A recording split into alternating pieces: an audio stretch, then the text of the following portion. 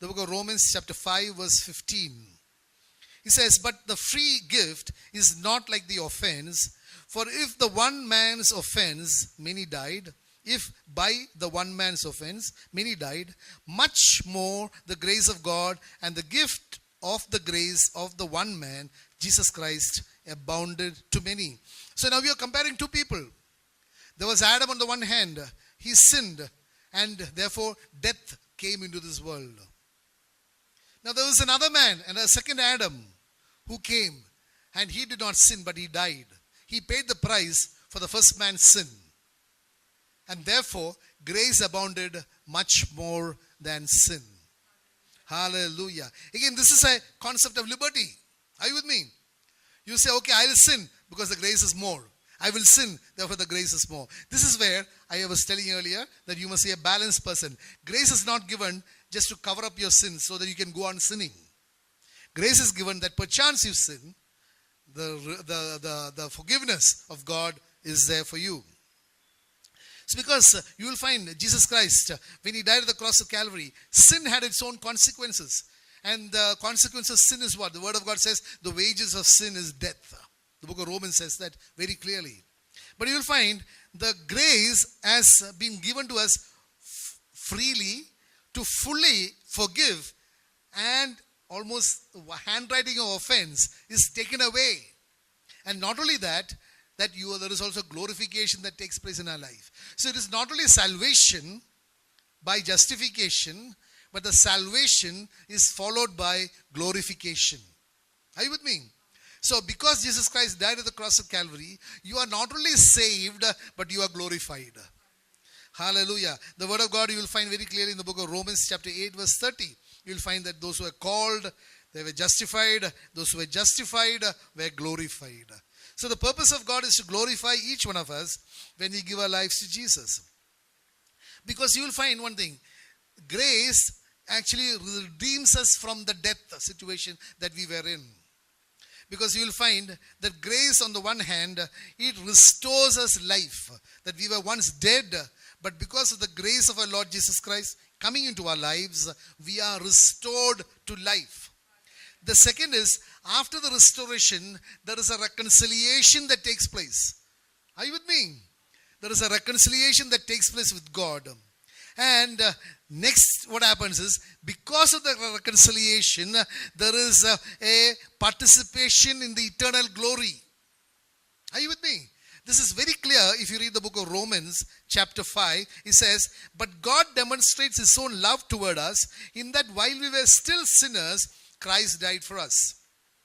5 verse 8 onwards. Much more then, having now been justified by his blood, we shall be saved from wrath through him. For if when we were enemies, we were reconciled to God through the death of his Son, much more, having been reconciled, we shall be saved by his life. Are you with me? So there is a salvation which comes through justification, and that is followed by a glorification. And the glorification is that you and I are not only saved from death, you and I are made members of the household of God. You and I are made children of God. Hallelujah. Is there greater news you can hear than this? There is no greater news, my dear brother, my sister, than to hear and to be convinced and to have the comfort that each one of us say that I am a son of God or I am a daughter of God. Hallelujah, hallelujah. So you'll find this is because the death of Jesus at the cross of Calvary, if you look at it, one, it was a voluntary death. Did anyone push Jesus into death? Was like that Simon of Cyrene. He never carried the cross voluntarily. He was forced to carry the cross. Are you with me? But Jesus Christ, his death was voluntary. Second, you will find his death was a penal sacrifice. It was a payment of penalty. Are you with me? One, it was voluntary. Second, it was a penal sacrifice or a payment of penalty. Third, and most importantly, it was a substitutionary sacrifice. Are you with me? Who was supposed to hang on that cross? Say, I. Not your neighbor. I was supposed to hang on that cross. But Jesus Christ hung on that cross as a substitutionary sacrifice for me. So one, it is voluntary. Second, it is a penal sacrifice. It is a payment of penalty. And the third, because the wages of sin is what? Death. The third is that it was in my place, in my stead, instead of me. Can you imagine? Hallelujah. I mean, sometimes if you think of how much Jesus Christ suffered for each one of us, that itself, my dear, actually, if your eyes of your understanding are really opened, that itself is enough for you to give your life to Jesus. There is nothing more you need, because that is a cost of saving each one of us. Hallelujah. Again, if you read that there is an abundance, because what we read earlier was where sin abounded, grace abounded much more. So there was no comparison at all. What was the level of sin? The level of grace available to get over that, it was much, much more than that. That is why if you read the word of God, it says, that when you say that sin abounded, it abounded in every faculty of mine, in my thought process, in my will, in every area of my life. The sin was like a cancer which has overpowered everything that I could exercise free will. Sin overpowered me. But the thing is, you will find that the grace overpowered the sin. It will be almost like, the quantum of maybe, if you required a little bit of water to cleanse one, blemish. It is like maybe the flood waters of a dam was opened up and everything was cleaned up. Are you with me? So it is so awesome. It abounded much, much more. Because if you read the word of God in the book of John chapter 1 verse 17. For the law was given through Moses, but grace and truth came through Jesus Christ. The law, in a way you could say death, came through the law. I mean, I'm not trying to fancy anything. If you read the book of Corinthians, the law is called, the ministry of death, the ministry of condemnation. So Moses actually brought death. Poor fellow. But it was through him that the law came, and the law is called the ministry of condemnation or a ministry of death. But the good news is that grace and truth came through our Lord Jesus Christ. So if grace and truth is to come into your life, then what must happen in your life? What must happen is what is said in book of John chapter 1 verse 14. It says that the word became flesh and dwelt amongst us, and we beheld the glory of the word, the glory of the only begotten of the Father, full of grace and truth. Full of grace and truth. Say, full of grace and truth. So, you will find what is the measure of that grace and truth. Verse 16 says that, and of his fullness, earlier we said, full of grace and truth.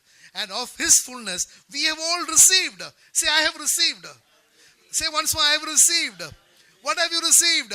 There is a grace upon grace, grace upon grace, grace upon grace. Hallelujah. Because God's word says in the book of Corinthians, my grace is more than sufficient for you. In your weakness, my grace is more than sufficient. Are you with me? So in our weakness, maybe it is a weakness in sin or whatever the area of our life. One really doesn't know what was the thorn that was poking Paul. I'm sure it was not a thorn which he on his leg when he walked barefoot. No. It is a thorn, I would believe. It is a thorn which is always making him to sin, or a tendency to sin. Are you with me?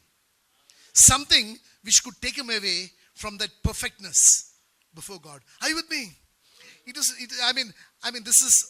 I'm inspired to say this. I'm not saying it is a revelation of God or anything. I'm inspired to say it is not a physical ailment. It was something. Paul desired a perfect relationship with God. Are you with me? But there was something, because he is flesh, there was something which was preventing that perfectness. Are you with me? So he prayed that it should be removed. But God says it can be removed. My grace is enough. So when you are coming into that place where you are tempted to sin, the floodgates of grace comes into your lives. Are you with me? Are you with me? It is not a physical ailment. This is I'm inspired to say this. My dear brother minister, it is not a revelation. I hope it is a revelation. You have to judge for yourselves.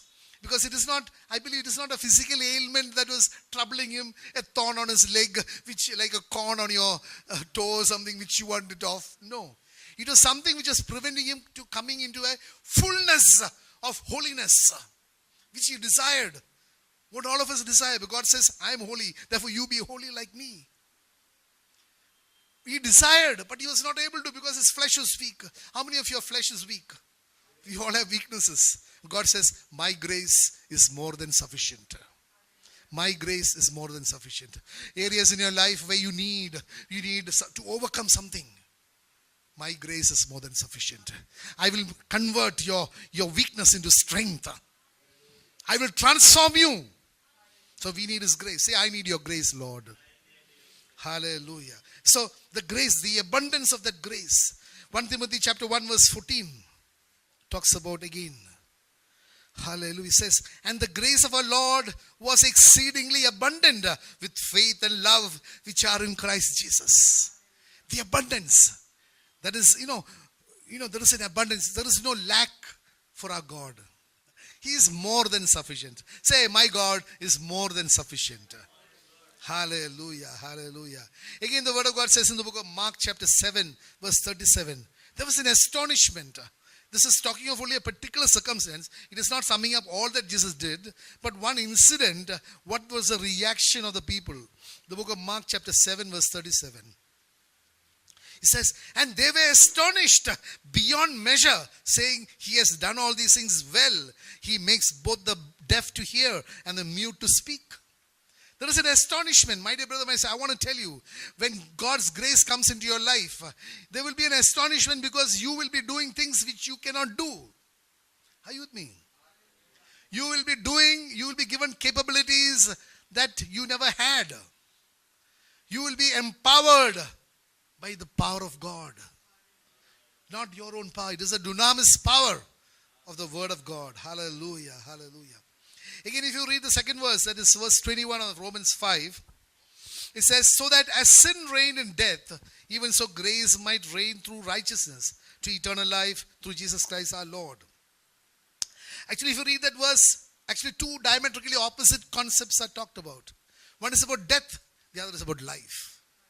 Sin brings about death, and the righteousness of Jesus Christ brings about eternal life. Are you with me? Because these are two diametrically opposite things. I had sin, Jesus had life. At the cross at Calvary, a divine exchange took place. He who knew no sin was made sin for us, that we might become the righteousness of God in Him. Are you with me? So, this one verse itself talks about what happened at the cross at Calvary. Sin reigned in death. Life reigns in the righteousness of Jesus Christ. Hallelujah. They're diametrically opposite. But the good news is that we are able to get diametrically opposite. So you are able to get the impossible. Oh, are you with me? You are able to get the impossible. Life was impossible for me by obeying the law. But because of the grace of God, I am able to get the impossible. Because nothing is impossible for our God. Hallelujah. He took my sin, my unrighteousness, and He gave me His life and His righteousness. Should we not be thankful to that Jesus? Hallelujah. All the days of our life, we must be thankful. Hallelujah. That is why God says in the book of Romans chapter 1 verse 16, that the gospel of Christ is a power of God unto salvation. What is it? It is a power of God. So when the gospel is preached, the situations of death and sin vanish away. Just like darkness is dispelled by the light that comes into a room. Are you with me? Darkness is dispelled. No further action is required. Are you with me? If this room, there was no light at all, and the darkness has to go, all they did put is light into the room. You don't have to take the darkness and put it out. Similarly, when grace comes into our life, the death that comes through law will go out. This is the liberty that we need to understand. This is the yoke of bondage which religion keeps people under. They do not talk of grace. They may sing songs of grace. See, this is a big paradox. If you look at the songs they sing, oh, hallelujah. Today I was passing one traditional church, and on the wall it was written, There is no other mediator between God and man except the man Jesus Christ. I wish I had gone and seen how many statues there are inside that, and what is their weekly program, what all they have, how many novenas they have. So, all these songs you sing, my dear brother, even here, the songs you sing are just to please have a good music ministry, good talam and taram, whatever it is and all that, good music, good keyboard. These are all good. But it has to be in your heart also. It must be an expression of your heart. Are you with me? Otherwise you will be a good musician. You can get even, you will find some of these cassettes which are out, sung by non-believers. They've got a good voice. That doesn't give, there is no anointing in that. It has to come. Music must be coming from the heart. It must be an expression of the heart. The feelings that you have for our Lord Jesus Christ. Forget the tune. That's why I said don't bother too much about the tune. I mean, if the tune is good, good. If it's not so good, don't bother. Because it must be an expression of your love for the Lord. Hallelujah. So, you find that the gospel of Christ is the power of God. Because you'll find there was an original transgression. And therefore, mankind was under the sway of sin. Are you with me? Because Adam and Eve sinned, the whole of mankind is under the sway of the devil, of his dominion. Because he since he has dominion over, he had dominion over Adam, that dominion extends to the children. Are you with me?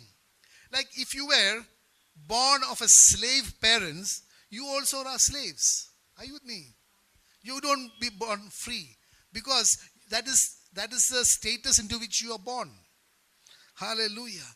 So because God's word says that all have sinned and fallen short of the glory of God, that is one, that you are born under that lineage of sin.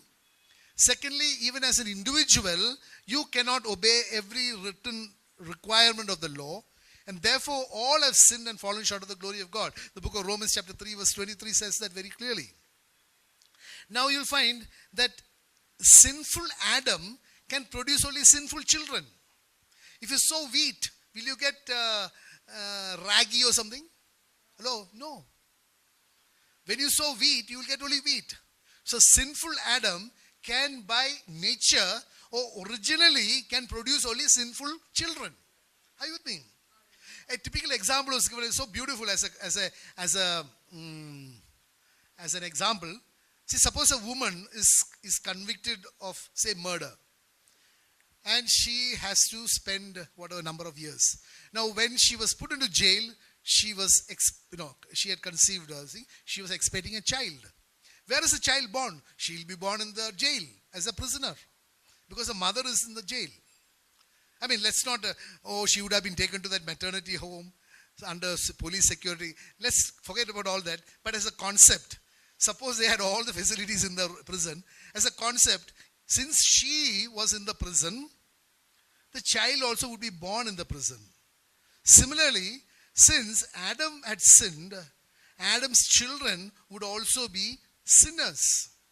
Are you with me? Because that is a lineage, because the seed will produce the same.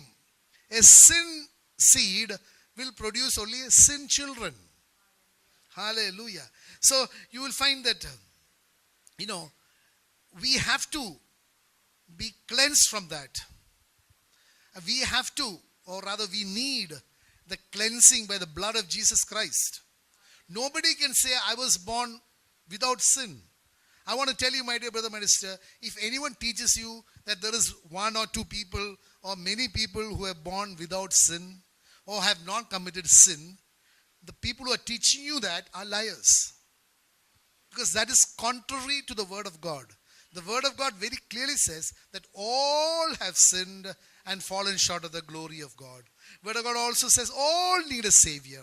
That is why Jesus Christ was born. He says that Christ was born, he shall be called Jesus, that he might save everybody from their sins. Are you with me? So everybody needs. Now you might think, then why God is so powerful? God could have created, Adam sinned. Now he'll pass a decree that all the children of Adam will not be under sin. or they will not have the tendency to sin. Are you with me? You understand what I'm saying? God could have said, okay, Adam sinned, now forget it. We'll put him in jail for some time. And then all his children will not be sinners. It is contrary. See, or God could have passed the edict that, okay, sin is bad. Sin brings about death. Now I know, so let's have a situation by which man doesn't sin. See, if that were to be done, then it would be against the nature of God. Are you with me? It would be against the nature of God, because the word of God says in the book of Genesis chapter 1 verse 26 and 27. First says, let us create man in our image and likeness. Verse 27 says that then God created man in his image and likeness. So God created man in the image and likeness of Jesus Christ. Are you with me? One. So Jesus Christ had free will. Adam and Eve had free will. Okay? Now if God says, okay, now I'll create a situation by which there won't be any more sin, because sin is bad, then God is literally taking away your free will. Are you with me? God is taking away your free will, and you will therefore not be in the image and likeness of Jesus Christ, because Jesus Christ had free will. Are you with me? Let's read the book of Philippians chapter 2 verse 5 to 8. First of all, it says, let this mind be in you, which is also in Christ Jesus. If Jesus Christ had free will, we also should have free will. Because free will is a right of God, right of man. God cannot take away your free will, because he created you in the image and likeness of Jesus Christ, who had free will. He would be otherwise tampering with his creation. So let's read this. Let this mind be in you, which was also in Christ Jesus, who, being in the form of God, did not consider it robbery to be equal with God. So who did not consider it to be robbery to be equal with God? Who did not consider it? Jesus Christ. He did not consider it. So he exercises free will. Should I or should I not give up my divinity? He had the choice. He exercises free will. Hello, are you with me? He exercises free will to give up his divinity. Next verse says, but made himself of no reputation, taking the form of a bondservant and coming in the likeness of men. This likeness is the human flesh, that is the Son of Man, coming like the Son of Man. So Jesus Christ had free will. Therefore, since we were created in the image and likeness of God, Jesus, we also have free will. So God cannot create a situation in our lives where you don't sin. Are you with me? He allows you the freedom of free will, because that is your birthright. That is your creation right. Otherwise, he will be tampering with the image and likeness in which he created man, which is originally in the image and likeness of Jesus, who had free will and who exercised free will. So you'll find God gives us a free will to choose. That is why God's first, my dear brother, I want to tell you, this free will has to be exercised by each one to become under the lordship of Jesus. That is why baptism, take an example of baptism, child baptism. There is no free will. Are you with me? There is no free will exercised. You have to exercise free will to come and make a conscious decision that I want to be under the lordship of Jesus. That is why Mark 16:16 says, believe and be baptized. Believe. Believe is about actually exercising free will. Believe in a way is exercising free will. Like the word of God says there, that he gave up his divinity. Here believing is that I am rejecting the world, I am rejecting Satan, I am rejecting sin, I am rejecting the flesh, and I am opting for the lordship of Jesus. That is a free will that you have to exercise.